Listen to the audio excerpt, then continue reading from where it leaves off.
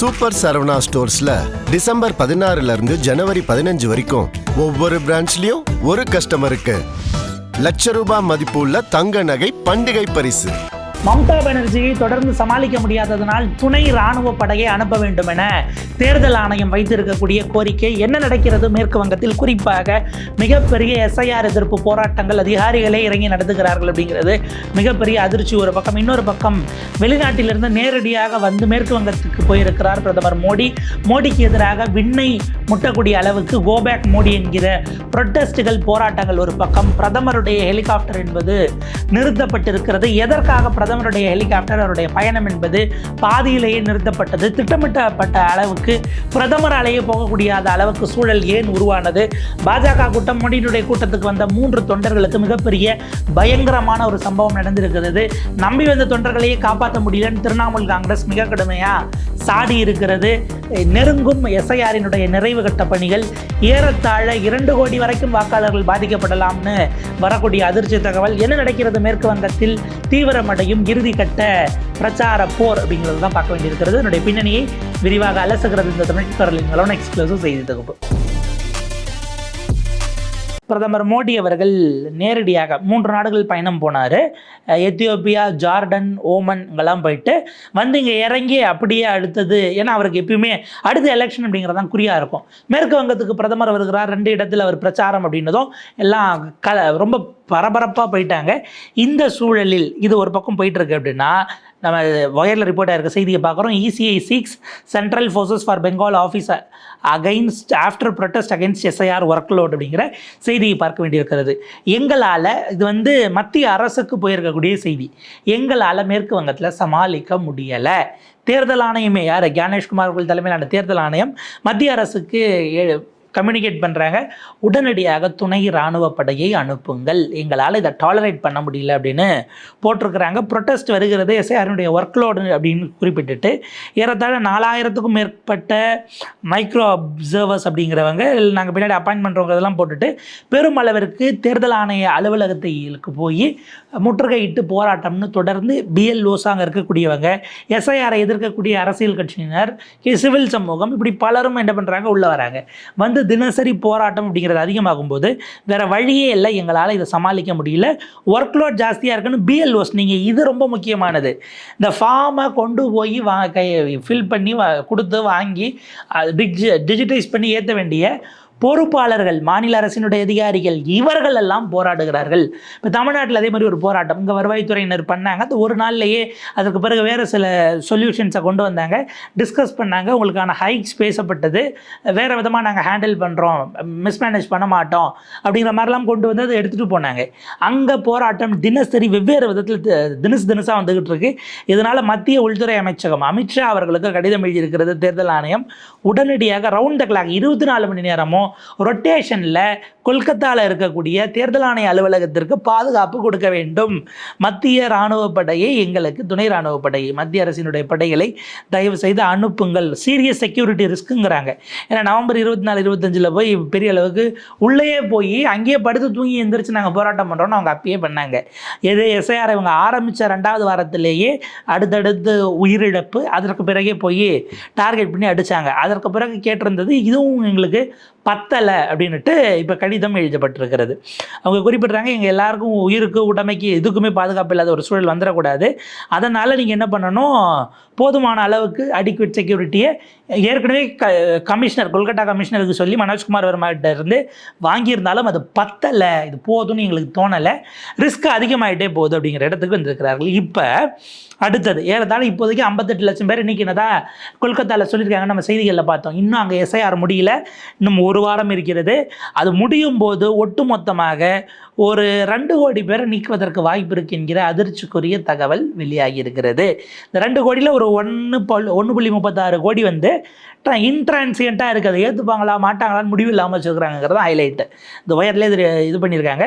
மொத்த டெலிஷன் இப்போதைக்கு பண்ணியிருக்கிறது 58 லட்சம். அதில் உயிரிழந்தவர்கள் 24 லட்சம், வேறு இடத்துக்கு மாறினவங்க 32 லட்சம், டூப்ளிகேட்டு 1.3 லட்சம், அன்மேப்டு 32 லட்சம். இது போக ப்ரோஜனி மேப்பிங் டிஸ்கிரிபன்சிஸ். அவங்க இருக்கிறாங்க, அவங்க அப்பாவோ அம்மாவோ இங்கே தான் இருந்தாங்க, 2004 ஓட்டு போட்டாங்க, இல்லை அவங்க கணவர் இங்கே தான் இருந்து ஓட்டு போட்டாருன்னு காட்டுறதுக்கு இல்லைன்னு ஒரு 1,36,00,000 அப்படியே வச்சுருக்கிறாங்க. அப்புறம் இவ்வளவு பேர் இங்கே 1 கோடி பேரை எடுத்ததுக்கே எங்கள் தமிழ்நாட்டில் இனிமேல் தான் ரியாக்ஷன்ஸ் அதை ப்ராசஸ் பண்ணிகிட்டு இருக்கிறாங்க. அங்கே 2 கோடி வரைக்கும் போகணும்னா நீங்கள் யோசிச்சு பாருங்கள் என்னவா இருக்கும்னு. ஆரம்பத்திலே அந்த பதற்றம்ங்கிறத அங்கே பதிய ஆரம்பிச்சிச்சுன்னா பார்க்கணும். அவங்களுடைய இது மொத்தம் 7.66 கோடி வாக்காளர்கள் கொண்டது. இப்படியான சூழலில் தான் chief electoral officer Manojkumar Agarwal இதில் வந்து நிறைய டெலிஷன்ஸ் இன்னமும் போயிட்டுருக்கு அப்படிங்கிறத அவர் பதிவு பண்ணுறாரு. அப்போ இது அடுத்த கட்டத்திற்கு வெடித்து வெளியில் வருது. இப்போ இந்த எண்ணிக்கை வெளில வருதுன்னு வைங்களேன், 2 கோடி பேர் எண்ணிக்க போகிறாங்களாம், 7.25 கோடி இல்லைன்னா என்ன மாதிரியான கொந்தளிப்புகள் உருவாகும்னு நீங்கள் யோசிக்கணும். இந்த போராட்டம்ங்கிறது வெடிக்குது. இது தேர்தல் ஆணையம் கேட்டிருக்கிறதா, எங்களால் சமாளிக்க முடியல, நீங்கள் துணை ராணுவ படையை அனுப்பணும் அப்படின்னு அமித்ஷா அவர்களுக்கு தேர்தல் ஆணையம் தரப்பில் கடிதம் எழுதப்பட்டிருக்கு. ஆனால் இது ப்ராசஸாக நீங்கள் நகர்த்திக்கலாம். பொலிட்டிக்கலி இது எப்படி வெடிக்கிறதுங்கிறது தான் நம்ம கவனிக்க வேண்டியது. இப்போ நம்ம அதை தான் பார்க்க போகிறோம். இந்த வயரில் ரிப்போர்ட் ஆகிருக்கு. PM Modi's West Bengal rally hit by fog, go back protest and supporter deaths அப்படிங்கிறத பார்க்க வேண்டியிருக்கிறது.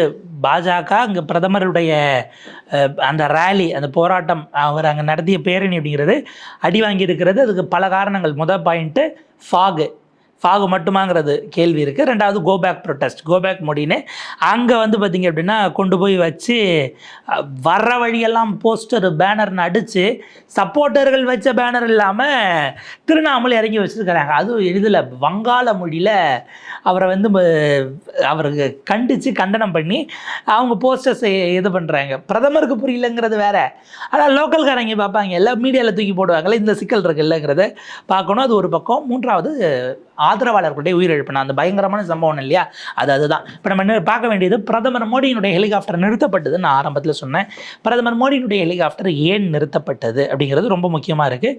மத்துவா கம்யூனிட்டி அவங்க அது சோஷியல் இன்ஜினியரிங்கில் வரும், நான் அதை பின்னாடி பேசுகிறேன். என்ன அப்படின்னா, மோடி அவர்கள் பெங்காலில் 2 இடங்களில் செய்கிறதாக இருந்தது.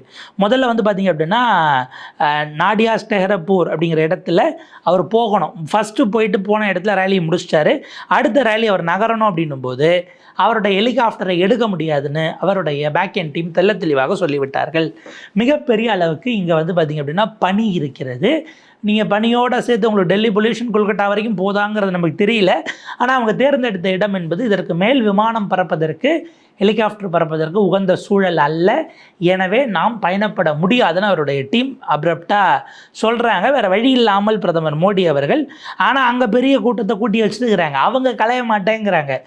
ஆன்லைனில் இருந்த இடத்துலேருந்தே பிரதமர் அவர்கள் அட்ரஸ் பண்ணக்கூடிய சூழலாக வருது. இப்போ என்னென்னா, அவர் ஒரு வார்த்தை பேசினார் பாருங்க, உங்களுக்கு ஏதாவது ஒன்றுன்னா நீங்கள் ஏங்கிட்ட, அது ஏறத்தாழ நம்ம விஜய் அவர்கள் கரூருக்கு பிறகு பேசின டோன் தான். பட் அது டைலாக் வேறு லாங்குவேஜில் வேறு அவருடைய ஸ்டைலில் அவர் ப்ரெசென்ட் பண்ணார். நீங்கள் ஒரே டைலாகு கூட ஒரு மாதிரி சொல்லுவாங்க. இப்போ ஹெச்ராஜா அவர்கள் கந்தன்மலையில் டெலிவர் பண்ண டைலாக் இதுக்கு முன்னாடி வேறு ஒரு காலகட்டத்தில் அருவா யார் வெட்டினாலும் வெட்டோம் அப்படிங்கிறது வேறு ஒரு நடிகர் வேறு மாதிரி டெலிவரி பண்ணியிருந்திருக்கலாம். ஸோ அது அந்த இண்டிவிஜுவலைசேஷன் இருக்குது, அந்த தனித்தன்மை. உங்களுக்கு பிரச்சனை என்றால் நீங்கள் என்னோடும் என் கட்சியோடும் நீங்கள் என்ன வேணாலும் செய்யலாம், ஆனால் அப்பாவி மக்களை ஒன்றும் பண்ணாதீங்கன்னு மம்தா பானர்ஜிகிட்ட பேசுகிறாரு. அவர் எதுக்கு அதை பேசினாருங்கிறது நமக்கு தெரியல, பட் அப்படி பேசுகிறாரு. ஸோ அந்த சம்பவங்கள் போயிட்டுருக்கிறதா. ஏற்கனவே அவருக்கான போராட்டங்கள் அப்படின்னும் போது இந்த இடத்துல ஒரு பெரிய அளவுக்கு சிக்கல் என்ன நடந்திருக்கு அப்படின்னா, பல இடங்களில் மத்வா கம்யூனிட்டின்னு ஒரு கம்யூனிட்டி இருக்கிறாங்க. அதே போல் வந்து பார்த்திங்கன்னா மத்வா நாமசூத்ரா அப்படிங்கிறது அந்த கம்யூனிட்டியுடைய பேர். மத்வா நாமசூத்ரா அதிகார் மஞ்சா அப்படிங்கிற அமைப்புகள் எல்லாம் இருக்கிறார்கள். அவங்க அடிப்படையில் வந்து பார்த்திங்க அப்படின்னா கங்கை கரையோரம் இருக்கக்கூடிய அந்த கரையோர பகுதிகளிலேயே அவங்க ட்ராவல் பண்ணி போவாங்க, வசிப்பாங்க. அப்படி ஒரு நாடோடி சமூகமாக வாழ்ந்தவர்களாக கடந்த காலத்தில் அவங்க சொல்லப்படுறாங்க. அவங்க பங்களாதேஷ் வரைக்கும் போவாங்க. ஏன்னா உங்களுக்கு அந்த கங்கையினுடைய ஃப்ளோ அப்படிங்கிறது அது முழுக்க அவங்க ட்ராவல் பண்ணவங்களாக இருப்பாங்க. இப்போ அங்கே இருந்தாலும் அவங்க வந்து நீங்கள் வங்கதேச இந்துக்கள் இன்றைக்கி பெருமளவுக்கு போராட்டம் நடக்கிறது, தாக்கப்படுறதுக்கு பாஜகவினரே வாய் திறக்கல அப்படிங்கிற ஒரு விஷயம் இருக்கிறது, சிக்கலாக போயிட்டுருக்கிறது. அந்த சமூகத்தை சேர்ந்தவர்கள் அவங்களுக்கு ட்ரெடிஷ்னலாக அவங்களுக்கு வாக்குரிமையிலேருந்து எல்லாவற்றையும் செய்து கொடுத்து அவங்களுக்கான உரிமைகளை கொடுக்குறோன்னு பாஜக சொல்லுச்சு. ஆனால் இது வரைக்கும் செய்யலை அப்படிங்கிற ஒரு மிக முக்கியமான விஷயம் இருக்கிறது. அப்போ எங்கள் சமூகத்தை நம்ப வைத்து நீங்கள் ஏமாற்றி இருக்கிறீர்கள்ங்கிறதுனால கோபேக் மோடின்னு அவர்கள் இந்த சமூகத்தை சேர்ந்தவர்கள் பெருமளவிற்கான பெண்களுக்கான கிளர்ச்சியை ப்ரொட்டஸ்ட்டை முழுக்க முழுக்க கொண்டு போய் போடுறாங்க அப்படிங்கிறது தான் பார்க்க வேண்டியிருக்கிறது. அங்கே எங்கே நடக்குதோ அந்த ஏரியாவை சுற்றி ஒட்டியிருக்காங்க போஸ்டர். அவர் வர்ற அன்னைக்கு இவ்வளவு நடந்திருக்கு அப்படிங்கிறத பார்க்க வேண்டியிருக்கு. விசிபிளி டென்ஸ் ஃபாக்னால இல்லாமல் போனது, அவரால் லேண்ட் பண்ண முடியல, திரும்ப கொல்கத்தாவுக்கே ஃப்ளைட்டு போய் ரிட்டர்ன் வந்திருக்கிறது அப்படிங்கிறத குறிப்பிட்றாங்க. ரோட் ஜேர்னி அப்படின்னாலும் செக்யூரிட்டி கிரவுண்ட்ஸ் இல்லை, ஏன்னா போகிற வழியில் போராட்டங்கள் அப்படின்ட்டு அவருக்கு எதிராக பல இடங்கள் நடத்திக்கிட்டு இருந்தாங்க. அவங்களாம் இன்னும் கலைஞ்சாங்களா இல்லையா இதெல்லாம் சொல்ல முடியாதுங்கிறதுனால அவர் வந்து கொல்கத்தா ஏர்போர்ட்லேருந்தே அவர்களுக்கு அட்ரஸ் பண்ணிடுவார் அப்படிங்கிற விஷயத்த குறிப்பிடுறாங்க.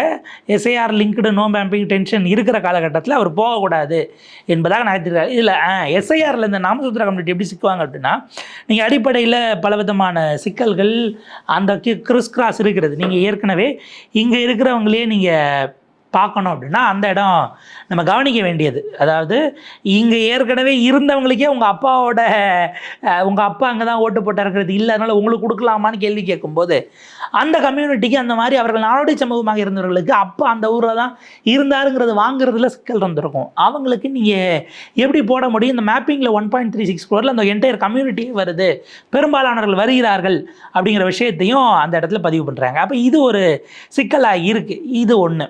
அப்போ இதனுடைய நீட்சியாக அவங்களுடைய போராட்டம், திரிணாமுல் காங்கிரஸ் கட்சியினுடைய போராட்டம்னா, பிரதமருடைய கூட்டத்தை பார்க்க போய் 3 பேர் ரயிலில் அடிபட்டு இருக்கிறார்கள்ங்கிற செய்தி மம்தா பானர்ஜி அவர்களுடைய கட்சியிலிருந்து டிஎம்சி மிக கடுமையாக இப்போது கையில் எடுத்திருக்கிறார்கள். நீங்கள் யோசிச்சு பாருங்கள், பிரதமருடைய கூட்டத்துக்கு போய் அவங்களுக்கு இயற்கை உபாதை, டாய்லெட் இல்லை, அங்கே பெரிய கூட்டத்தை கூட்டிட்டாங்க, தண்ணி இந்த ஃபெசிலிட்டிஸ் எல்லாம் யார் ரெடி பண்ணணும்? கூட்டத்தினுடைய ஆர்கனைசர்ஸ் ரெடி பண்ணணும். இல்லை, அவர்கள் ஒதுங்குவதற்கு வேறு வழி இல்லாமல் கூட்டமாக இருக்கேன்னா ரயில்வே ட்ராக் பக்கம் போயிருக்கிறாங்க. அவர்களை அந்த வழியே வந்த ரயில் அடித்திருக்கிறது அப்படிங்கிறது அதிர்ச்சிக்குரிய செய்தியாக வந்திருக்கிறது. பிரதமருடைய கூட்டத்துக்கு போயிட்டு ஓப்பன்டிஃபிகேஷனுக்கு அவன் போகிறான், அவனுக்கான ஃபெசிலிட்டிஸை நீங்கள் ரெடி பண்ணி தரலன்னா எவ்வளவு கொடூரமானது. இதே பிரதமர் அவருடைய கட்சிக்காரர் தான் சொன்னார்கள், இந்தியாவில் திறந்த வெளியில் மல்லம் கழிப்பவர்களே இல்லை என்கிற சூழலை நாங்கள் உருவாக்கி இருக்கிறோம்னு. 100% நோக்கி நகர்ந்துட்டு இருக்கிறோம்லாம் ரொம்ப பெருமையாக பேசினாங்க. ஒரு கூட்டத்துக்கு வந்தவங்களுக்கு நீங்கள் மொபைல் டாய்லெட்ஸ் அரேஞ்ச் பண்ணி தர முடியாது அவங்களால அப்படிங்கிறது நம்ம பிரதமருடைய கட்சிக்காரர்கள். ஏன்னா இதெல்லாம் அவர் பார்த்துக்கிட்டு இருக்க முடியாது. ஆர்கனைசர்ஸ் யார், இங்கே கொல்கட்டாவில் கூட்டினது யார், அங்கே இருக்கக்கூடிய மாநில பொறுப்பாளர்கள், எதிர்கட்சி தலைவராக சுவேந்த அதிகாரியோ, இவங்கெல்லாம் இல்லை பார்த்து அதில் அங்கே லோக்கலில் இருக்கிறவங்க தான் பார்த்தணும். பண்ணையாங்கிறத நீங்கள் கவனிச்சிருக்கணும். இல்லை, பிரதமர் வருவார், அவ்வளோ பெரிய கூட்டம் கூட்டினா எவ்வளோ பேர் வருவாங்க என்னங்கிறத யோசிக்கணும் இல்லையா? ஸோ இதெல்லாம் எதுவுமே பண்ணாமல் அவங்க போய் அதில் ஒருவர் உயிரிழந்து விட்டார், இன்னொருவர் கிரிட்டிக்கலாக இருக்கிறார், ரொம்ப ஐசியூவில் கிரிட்டிக்கலில் இருக்கிறார், 3வது ஆள் ட்ரீட்மெண்ட்டுக்கு போயிட்டுருக்கு அப்படின்னா இது எந்த மாதிரியான விஷயம் அப்படிங்கிற கேள்வி தான் இருக்குது. ஸோ அதை நம்ம கவனிக்கணும் அப்படிங்கிறது ரொம்ப முக்கியமாக நம்ம பார்க்க வேண்டிய செய்தியாக இருக்கிறது. அப்போ இந்த சூழல் இதை நீங்கள் வந்து மேற்கு வங்கத்தில் இப்படி ஆயிடுச்சு, ஏன்னா ட்ரெயின் மம்தா பானர்ஜி விட்டுறதில்லை, அந்த கூட்டம் பிஜேபி அந்த இடத்துல போட்டதுங்கிறதுக்கும் மம்தா பானர்ஜி பொறுப்பு இல்லை. இதை நீங்கள் மம்தா பானர்ஜியை சிஎம் சார் எதாக இருந்தாலும் நீங்கள் என்னை தொடுங்க, வேற ஆளை தொடாதீங்க அப்படின்லாம், என்னை தாண்டி என் ஃபேன்ஸை தொடுங்கலாம் பிரதமர் பேச முடியாத ஒரு சூழல். அவர்களுக்கு குறைஞ்சபட்சம் ஒரு இரங்கலாச்சும் தெரிவித்திருக்கலாம். அவங்க குடும்பத்துக்கு நாங்கள் அதை செய்வோம் அப்படிங்கிறத எதையாச்சும் அறிவிப்பார்களா அப்படிங்கிற கேள்வியும் எழுந்திருக்கிறது. மஹுவா மொய்த்ரா இது குறித்து ஒரு ட்விட்டர் பதிவிட்டிருந்தாங்க, அதை நம்ம பார்த்துருவோம். Terrible tragedy #5 altar of Narendra Modi ego. உங்களுடைய ஈகோவினால் இது நடந்திருக்கிறது. போதுமான திட்டமிடல். ஏன்னா ஒரு பொறுப்பாளர், பாஜகவினுடைய ஒரு கிளைப்பகுதி பொறுப்பாளர் சொல்லுகிறார், முந்தின நாள் நைட்டு சொல்லி நாளைக்கு கூட்டம் கூட்டணும், ஆட்களை கூப்பிட்டு வந்துடுங்கன்ட்டாங்க. நாங்கள் பிளான் பண்ணி ஏற்பாடு பண்ணி சாப்பாடு எடுத்துக்கிட்டு இல்லை இவங்களுக்கு என்ன செட்டப் பண்ணுறதுன்னு எதுவும் இல்லாமல் அவசரமாக போனோன்னு அவர் சொல்லியிருக்கிறார். சப்போர்ட்டர்ஸ் முர்ஷிதாபாத்லேருந்து ராணாகாட்டுக்கு கூப்பிட்டு வந்திருக்கிறாங்க. ரேலி ரயில்வே லைனுக்கு பக்கத்தில் இருந்திருக்கிறது. 4 பேர் இயற்கை உபாதைக்கு ஒதுங்கி ட்ரெயின் அங்கே இருக்கக்கூடிய 31814 லோக்கல் ட்ரெயின் தாயர்பூர் அப்படிங்கிற இடம் போயிருக்கு. பாஜக அவர்களை இறந்த பிறகு அந்த நேரத்திலும் ரேலி நடத்தி இருக்கிறதுன்னு தான் நம்ம பார்க்க முடியுதுன்னு மம்தா பானர்ஜி அதை பதிவு பண்ணாங்க. அந்த உயிரிழந்த உடலில் இருக்கக்கூடிய ஃபோட்டோவை நம்ம வந்து பதிவு பண்ணலை, அது இருக்கிறது. பட் அதை நம்ம டிஸ்பிளே பண்ணோம்னா அதில் சில சிக்கல்கள் இருக்குங்கிறதுனால அதை காட்டுறதுக்கான சில டிஸ்க்ளைமர்ஸ், வியூவர் டிஸ்கிரிப்ஷன் வருங்கிறதுனால நம்ம அதை பயன்படுத்தலை. அப்போ இப்படியான சூழல்கள் இருக்குது அப்படின்னா இதை வந்து இந்த பொறுப்பு இதை திரிணாமுல் அரசியலாக்குகிறது. அவர் என்ன, நீங்கள் ஏழை மக்கள் எதுவும் பண்ணாதீங்கன்னா, ஏழை மக்கள் மம்தா பானர்ஜி என்ன பண்ணாங்க நீங்கள் சொல்லணும் இல்லையா? 100 நாள் வேலை திட்டத்தில் அந்த மாநிலத்துக்கு வருஷக்கணக்காக பணம் கொடுக்காமல் இருக்கிறது யார்? ரேஷன் அரிசி வாங்கி சப்ளை பண்ணுறதுக்கு அவங்க ரேஷன் பொருட்களை வாங்கின பிறகு அந்த ஃபண்டை ரிலீஸ் பண்ணாமல் இருக்கிறது யார்? இதெல்லாம் பதில் சொல்லாமல் அவர் வேறு விதமாக அரசியல் பேசியிருக்கிறார். மேற்கு வங்க களம் உள்ளபடியே கொதிநிலையை அடைந்திருக்கிறது. இது அடுத்தடுத்த கட்டங்கள் எப்படி போகுது அப்படிங்கிறத நம்ம பொறுத்திருந்து தான் பார்க்கணும். எந்த விதமான வயலன்ஸும் இல்லாமல் ப்ராசஸ் நடக்கணுங்கிறது நம்முடைய மிகப்பெரிய எதிர்பார்ப்பாகவும் வேண்டுதலாகவும் இருக்கிறது. பொலிட்டிக்கல் ஸ்டேக் ஹோல்டர்ஸ் அதை எப்படி எடுக்கிறாங்கங்கிறத பொறுத்து தான் அது போகும். நம்ம அதை பார்த்துட்டு அடுத்தடுத்த கட்டங்களில் விரிவாக பேசலாம். இணைந்தர்கள் தமிழ் குரலோடு.